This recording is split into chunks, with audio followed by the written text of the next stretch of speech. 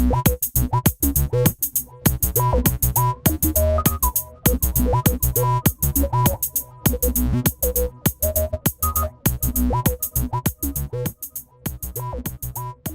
name is Avi Zangirian, and I'm an audit manager at Zarnowski & Beer, a mid-size firm in Midtown Manhattan. Now, when it comes to the co-op and condo world, obviously they're considered corporations, and condominiums are considered associations, but are taxed as a corporation in that way for the IRS. There's tax planning that the buildings could do. We call it a lot of times window dressing to the financial statements that can be done in the event that the board knows or forecasts that there's going to be a surplus for the year. Now, there is a difference between co-ops and condominiums. Cooperatives, for the most part, I would say 99% of the time, because the building is owned by the corporation, have a depreciable asset that they can depreciate on an annual basis. Now we're reaching the point in 2018 where a lot of these cooperatives that were being depreciated over 30 years, 40 years, depending on what method you chose, are coming to an end. Now that you're coming to an end, you don't have what we call a tax shield, in that if there was a profit in one given year, you would be able to offset that with depreciation. So in the last couple of years, it's been very warm. There have been very warm winters.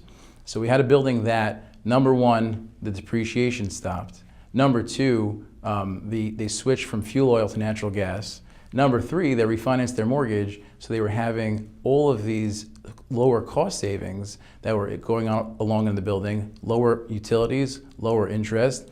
Why don't we set aside this money for capital reserves? And what can be done with that is that you could allocate that money to your capital reserve fund or your capital reserves as if it was acting as a capital assessment or capital contribution. And that allows the building and the shareholders to pass along, just like you pass along any capital assessments, to add to the basis of those shareholders.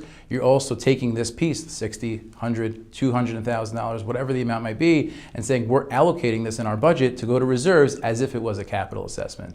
And then the building wins in that they don't have to give the money back, and they get to keep it and add it to the reserve funds. The shareholders win because now they get additional basis to their apartments that they bought 20 years ago. And the third part is now this allows the building to have a balanced budget, and when you're looking at your financial statements, you don't see this big $200,000 surplus because you've allocated this money to reserves, and you don't have to answer those questions of, hey, why don't we just get the money back since we had this big surplus.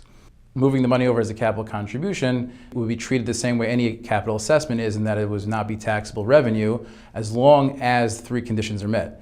The three conditions are, you tell the unit owners, which you either do by putting out the budget or by sending out a letter.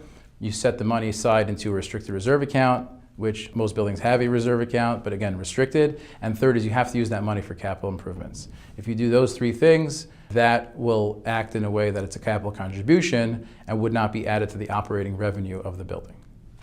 Okay, so let's talk about condominiums. We're not trying to make money in a condo, no different than a cooperative.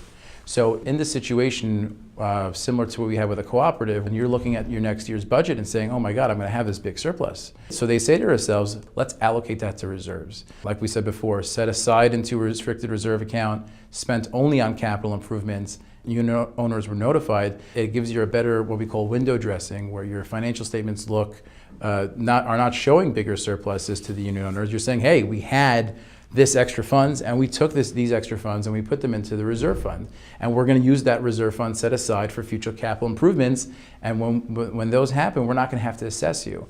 And that's the tax planning that we do, that we always try to encourage. And I don't know if a lot of boards know about this, that when they're sitting down, right now we're in May, but when you sit down in September and you're looking at 2019, this is something that you should be looking at and saying, hey, are we projecting for this year a surplus? Are we projecting for 19 a surplus? And if we are, what should we do about it for those years?